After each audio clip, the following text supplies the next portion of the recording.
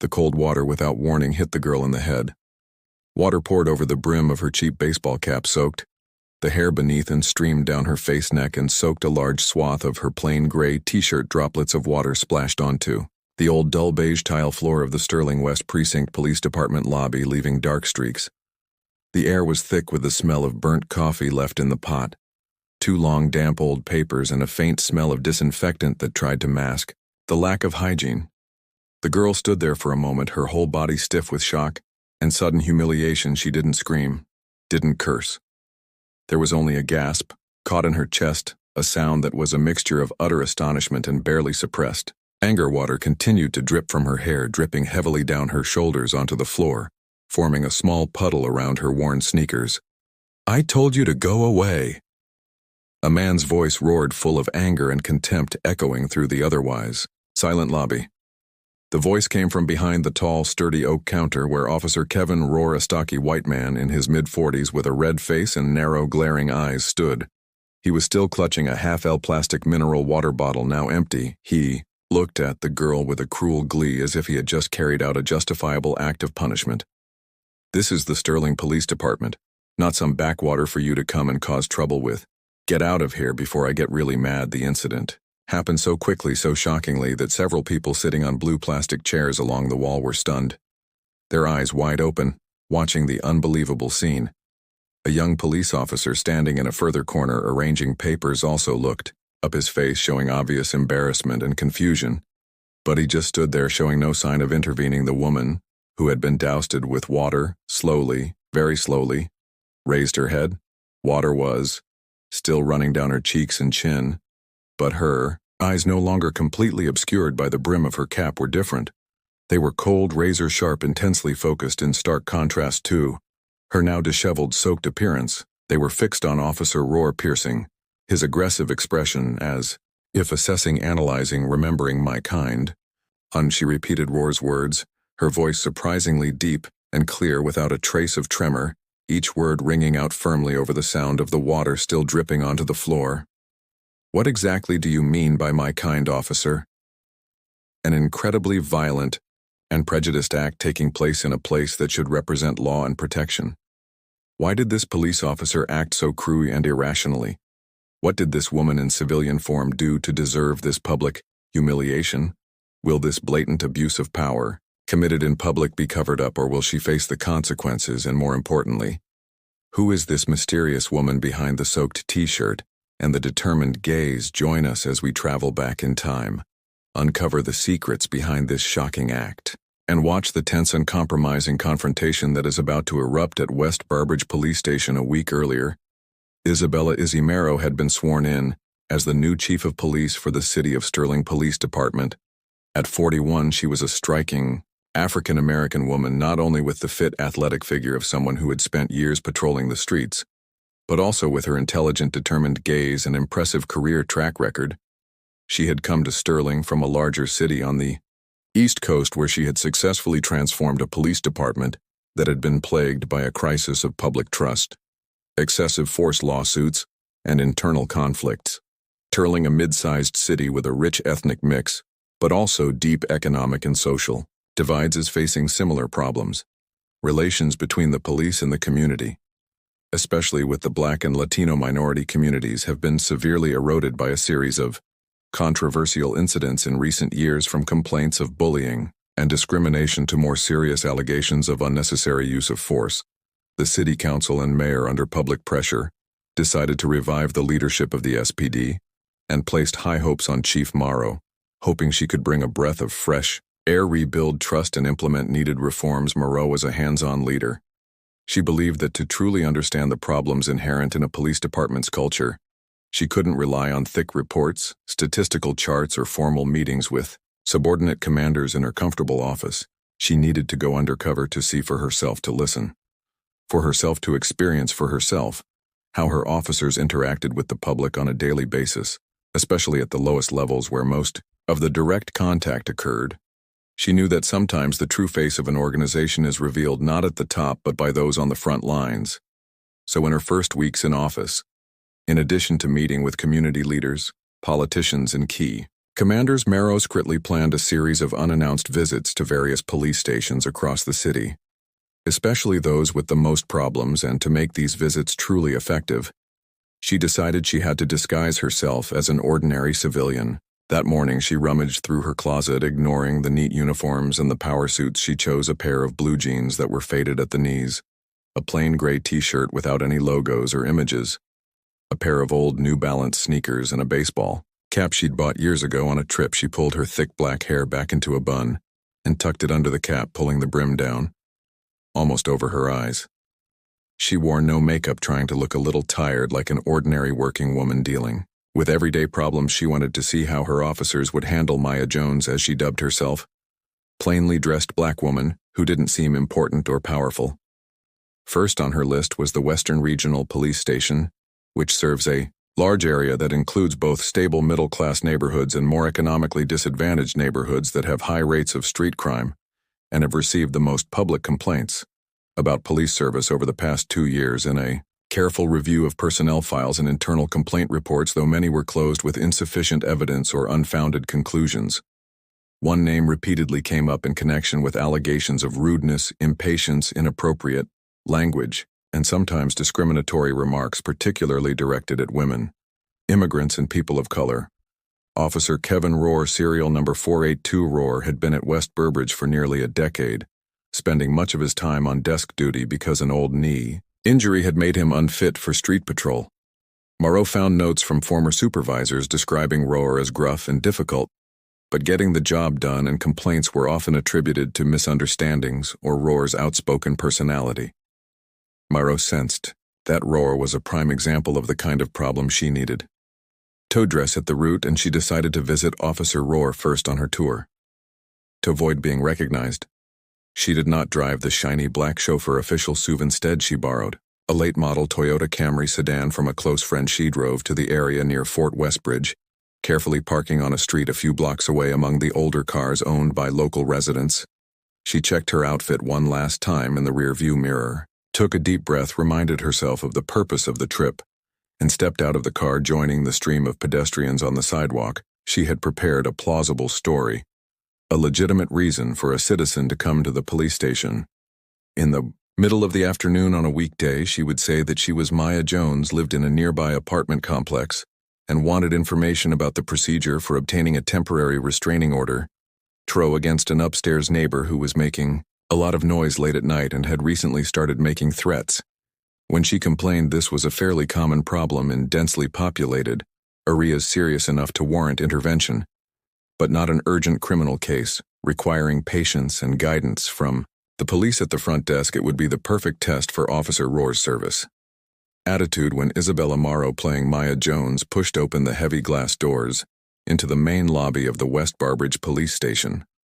Her first impression was of old and run down. The pale yellow paint was peeling in places, the beige tile floor had a few small cracks, and the community notice posters on the bulletin board looked worn and outdated. The light from the fluorescent lights on the ceiling was dim and yellow, giving the place a somewhat gloomy feel. Only a few residents sat on rows of stiff plastic chairs, looking tired and impatient. The reception desk was made of dark oak, tall and imposing, perhaps the only thing in the lobby that had retained its solidity from the time the station was built. Behind the counter, under a thick, bulletproof glass panel with a few small communication holes, Officer Kevin Rohr sat in a worn office chair. His badge and name tag were neatly pinned to his chest, was staring down at his cell phone, thumbs scrolling rapidly, completely oblivious to the person who had just entered. He looked bored, dissatisfied, and a little irritated, as if he were being forced to do a job he hated. Marrow approached the counter. Keeping a respectful distance, she waited a minute, passed, then two. Rohr kept his eyes on the phone, occasionally sniffing or sighing in frustration. Marrow coughed deliberately. No response. Finally she spoke, trying to keep her voice casual and polite. "Excuse me." Officer Rohr raised his head, reluctantly, his small eyes narrowing at Marrow through the glass. His gaze swept from the cap pulled low over her face to her simple t-shirt, to her worn sneakers. It was an appraising look, and one that did not hide his displeasure. "What?" he asked curtly, his voice an unfriendly Marrow tried to ignore the attitude. My name is Maya Jones. She began, her voice soft. I would like some information about the procedure for a temporary restraining order. I'm having some trouble with a neighbor in my apartment complex. Roar let out a long dramatic sigh as if she had just asked him to do something extremely troublesome and burdensome. He slammed the phone down on the table with a loud thud. A restraining order? He repeated, his voice full of frustration. You have to go to the county courthouse. Not here, we don't issue those. Got that? He didn't look at her and started fiddling with the papers on the table again. Yes, I understand that the petition has to be filed in court, Morrow explained patiently, maintaining his respectful tone. But I have read that a police report is usually required as evidence. Before filing a petition, I would like to report harassment and intimidation by my neighbor this time. Roar cut her off roughly, his voice dripping with sarcasm and contempt. Harassment threats. Just some slumlordy squabble. He plays his music too loud. His dog barks too much, right? He sneered. Look, girl, we're here to deal with real crime, robberies, break-ins, violence. We don't have time for your petty neighborly gossip. Go home and sort it out. He waved his hand toward the door, a clear dismissal gesture Marrow's patience was wearing. Then she felt the blood rush to her face, but she took a deep breath, reminding herself of the purpose of the trip. She needed to see how far Roar would go. Officer, she said, her voice still calm but now firm and clear. This is your job. I am a citizen of this city in need of police assistance, and I have the right to report what I believe to be a violation of the law. I request that a report be made, and I need your name and badge number. The request for his name and number seemed to be the last straw for Roar, for officers with attitude problems, like his, a civilian, especially one he despised, daring to ask for. His personal information was a direct challenge to his authority and fragile self-esteem. He rose from his chair, his massive frame almost filling the space behind the counter. He slammed his hand down on the wooden counter with a loud bang, startling the people waiting in the lobby. What the hell do you want my name for? Huh? He roared, his face red again, veins popping out on his temples. To go somewhere and file a complaint, right? I know people like you, always looking for trouble with the police. Now get out of here before I call someone to drag you out for disturbing public order. Do you hear me? His voice had become very loud, full of menace, attracting the attention of everyone in the hall. Some people began to whisper to each other, their eyes both curious and fearful, as they turned towards the counter. But Isabella Morrow was undeterred. She had faced far more dangerous situations in her career. She stood tall, looking directly into Roar's glaring eyes through the bulletproof glass. I'm not going anywhere, she declared, her voice firm, showing no trace of fear. I'm standing here until I exercise my civil right to report the incident, or until I speak directly to your shift supervisor. The direct challenge, then yielding determination of a plain-dressed black woman he had completely despised, had sent Roar spiraling out of control. All restraint, all professional codes of conduct had evaporated. Racial prejudice, dissatisfaction with his job, anger at feeling his authority challenged, all of it exploded into a single inexcusable act of madness. He glanced down at his desk where he was, drinking a half-full bottle of Danny water in a blind rage. He grabbed the bottle. You want to fight to the end? Fine, I'll show you, he shouted, his voice cracking with anger. Then, to the horror and astonishment of Morrow and everyone else present, Roar unlocked the side door of the counter and strode out into the lobby. He marched straight up to Morrow, his face twisted in rage without further warning. He uncapped the bottle and tipped it upside down, pouring the rest of the cold water over Morrow's head. Wow. Splashing water, gasps of shock from onlookers, and then a deadly silence that fell over the lobby of Westbridge Police Station. In the moment after the sudden shock, Isabella Morrow stood motionless in the middle of the waiting room, cold water dripping from her head to her feet, soaking her clothes, forming a small puddle on the floor beneath her feet. The silence in the waiting room became so heavy that one could almost hear one's own heartbeat. The people sitting waiting were all gaping, eyes wide open at the scene that had just happened, unable to believe that a police officer could act like that. The young officer in the corner of the room also stood there, his face pale, clearly shocked, but still not daring to do anything. Officer Roar stood there directly in front of Morrow, the empty water bottle still clutched in his hand. He was panting, his chest heaving, his face still red, From the anger he had just unleashed, there was a twisted look of triumph on his face, but deep in his eyes there was a flicker of confusion, perhaps because of the woman's terrifying silence, or because of the vague awareness that he had just crossed a line of no return. Morrow slowly, very slowly, raised her hand, brushing away the wet strands of hair and the water that was streaming down her face. Then she raised both hands, grasped the brim of her sodden cap, and slowly removed it from her head. Her thick black hair, which had been tied back in a bun, was now loose and dripping wet, completely exposed. More importantly, the removal of the cap revealed her entire face, an intelligent, angular face with keen eyes and a high forehead, the look of a slovenly anonymous. Commoner was gone in an instant. In its place was the unmistakable air of someone accustomed to giving orders, someone who wielded power. She looked straight into Roar's eyes, which were beginning to dilate with a vague sense of unease. "Officer Kevin, Roar badge number 482. She began, her voice different now. It was deeper, clearer. Without any hesitation or softness, it rang with a cold authority, echoing through the silent lobby. "Your actions just now, pouring a water bottle over the head of a citizen seeking help. What was that? First refusing to take a report using derogatory abusive language and now physical assault. Is this the standard of community service the Sterling Police Department operates under?" Officer Shah paused, letting her words sink into the tension. Her eyes never left Roar's face, watching the change that was taking place there. "Perhaps I should introduce myself more fully," she continued, her voice still cold but with a hint of sharp sarcasm. "I am Isabella Morrow. A week ago I was sworn in as Chief of Police of the Sterling City Police Department. Your new boss. I am making an unannounced visit to your station today in disguise." She gestured to her soaked clothes so that I can personally assess the attitude and quality of service of the officers on the front lines. "And you, Officer Roar, have just given me a truly unforgettable performance. If a bomb had just exploded in the lobby, its effect probably wouldn't be comparable to the impact of those words just now." Officer Roar's face went through a series of dramatic changes in a matter of seconds. First, there was utter bewilderment, then disbelief. He stared at Morrow, then down at their clothes, trying to reconcile the image of the dripping woman before him with the stern uniformed portraits of the new chief of police he had only seen in internal bulletins and email announcements. Then disbelief turned to pure horror as his brain finally accepted the terrible truth. The red of anger had drained from his face, replaced by a deathly pallidness, as if all the blood had drained from his body. "Chief, Sheriff," he stuttered, his voice shaking, barely audible. His eyes were wide with fear. No, it can't be you. You are really." He took a step back.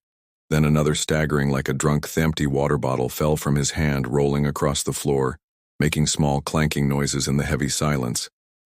And then the complete collapse happened as the full realization of the disaster he'd just caused hit him. Roar's legs felt like they were about to collapse.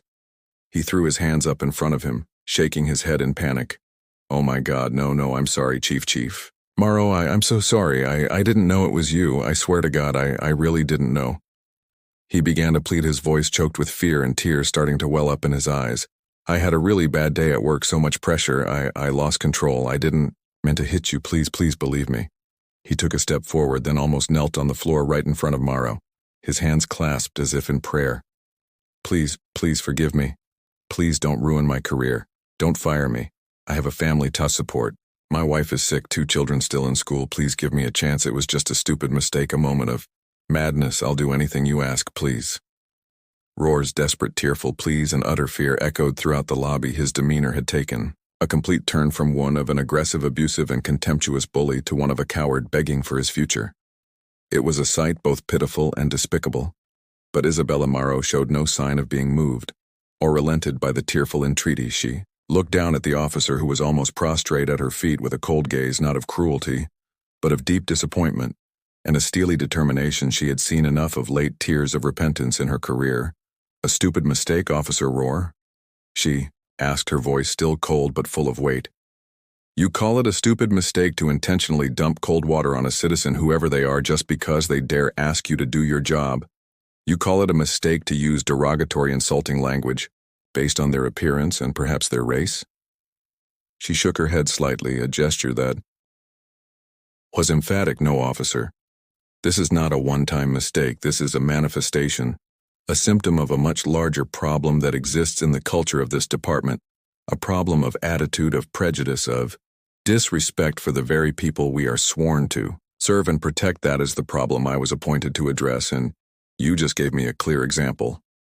She took her eyes off Roar. She turned to the young officer who was still standing frozen in the corner, his face pale with fear. "Officer," Moraro called, his voice firm, "get Sergeant Miller here at once. Tell him the chief is in the lobby and ask him to come here immediately." The young officer jumped, nodded quickly, and almost ran into the back office area. Less than a minute later, Sergeant Miller, a middle-aged man with gray hair and a neat uniform, hurried out into the lobby, his face showing confusion and concern at the urgent news. But when he saw the scene before him, Chief Morrow, whom he had only met once at a command meeting, standing there in civilian clothes, soaked from head to toe, and his subordinate officer kneeling on the floor with a miserable expression on his face, his confusion instantly turned to shock and panic. "Sir," Miller stammered, stepping closer. What happened?" Morrow looked straight at Miller, her eyes stern. "Lieutenant Miller," she said clearly, "Officer Roar, serial number 482, is hereby suspended effective. Immediately take his weapon badge and radio. Take him to a private room and ensure he has no contact with anyone until Internal Affairs arrives. Is that clear?" Yes, sir," Miller replied immediately, still in shock. He glanced at Roar, who was kneeling on the floor with a mixture of anger and disappointment in his eyes, and Lieutenant Morrow added, "I want you to make an official report of this entire incident. Immediately take the statements of all the witnesses present, and I emphasized, will give my testimony as the victim in this incident." "Yes, Chief, immediately," Miller said, turning to the still collapsed Roar. "Roar, stand up, follow me." He and the young officer helped the limp Roar to his feet and led him into the back area, leaving Morrow standing alone in the middle of the waiting room, his clothes still damp, but his expression determined. The internal investigation's IA unit investigation was conducted with utmost speed and priority, under the direct direction of Sheriff Morrow's office. A senior investigative team was at the West Bridge station within the hour. They did their job in a methodical and professional manner. First, they took a detailed and formal statement from Chief Morrow. She recounted the entire incident objectively. From the moment she entered the station, the initial conversation with Roar, the refusal of service and the insults to the water pouring and the revealing of her identity. Her statement was recorded and carefully transcribed.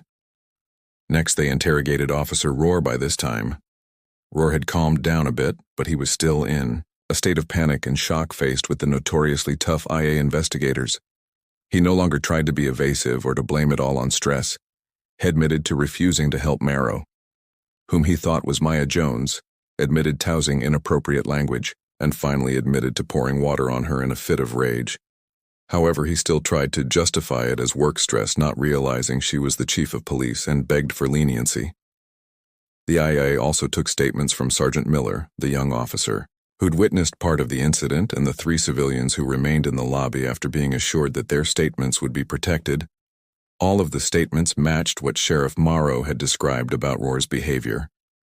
Most importantly, the security cameras in the lobby recorded the entire incident in clear, undeniable detail.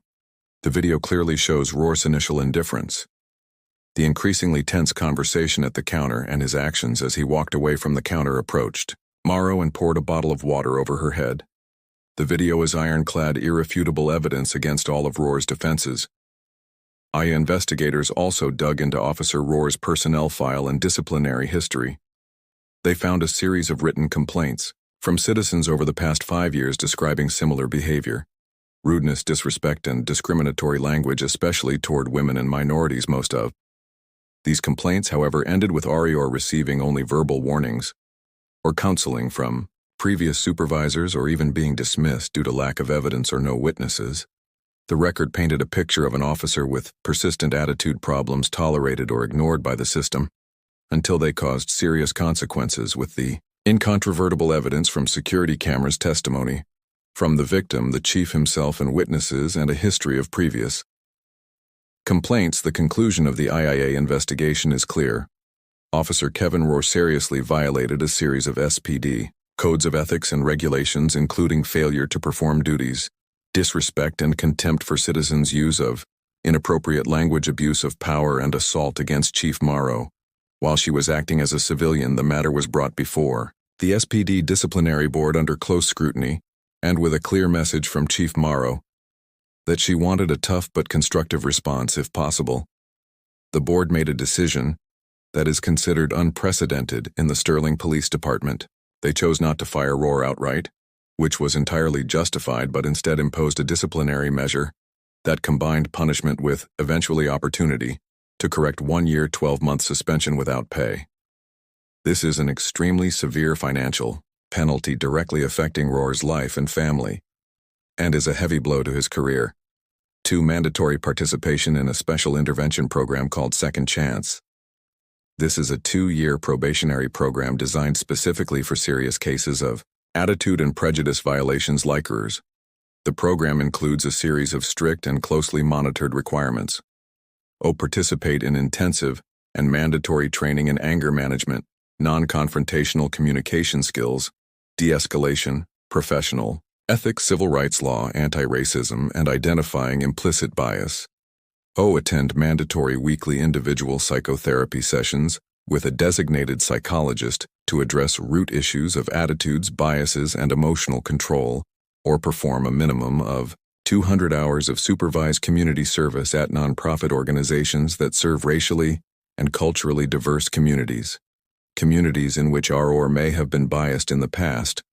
Must pass periodic assessment tests every 3 months on knowledge, attitudes, and behavior by an independent monitoring panel, consisting of representatives from the IIA, the training department, a psychologist, and a representative from the community. A prerequisite: Rohr must successfully complete and demonstrate genuine, lasting changes in attitude and behavior during the 2-year program, to be considered for reemployment at SPD upon re-entry. If permitted, he will be placed under special supervision for at least 1 additional year. Any violations during the program, or if the supervisory board concludes that he has not demonstrated genuine and substantial improvement, will result in immediate, permanent dismissal, with no opportunity for appeal.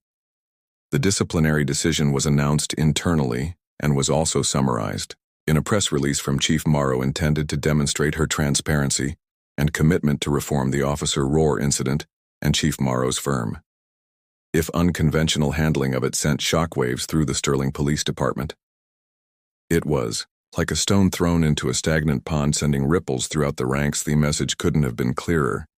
The era of cover-ups, tolerance of misconduct, authoritarianism, and bigotry was officially over under the new Chief Morrow. Skillfully used the incident, though she never mentioned Rohr by name in subsequent public statements, as a case study in command meetings and mandatory retraining sessions for the entire force, emphasizing her new expectations for professional service: absolute respect for all citizens regardless of circumstance, and the inevitable and severe consequences for any abuse of power or discrimination that was discovered naturally.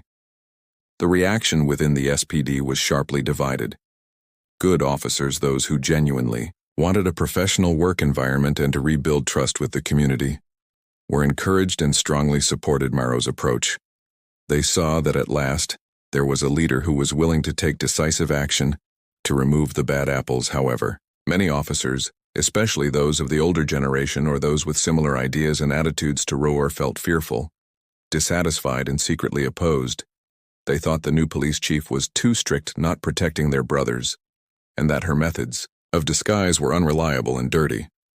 Morrow knew that the road to reform would be long and thorny, but she was undeterred. For her part, Chief Isabella Morrow continued to make other undercover visits to various stations and units, albeit with reduced frequency. She focused more on developing new policies, improving training procedures, increasing dialogue with community leaders, and promoting a culture of accountability from the top down. Her initial actions with Rohr, while controversial, built an initial foundation of credibility and still very cautious trust from the public and activists.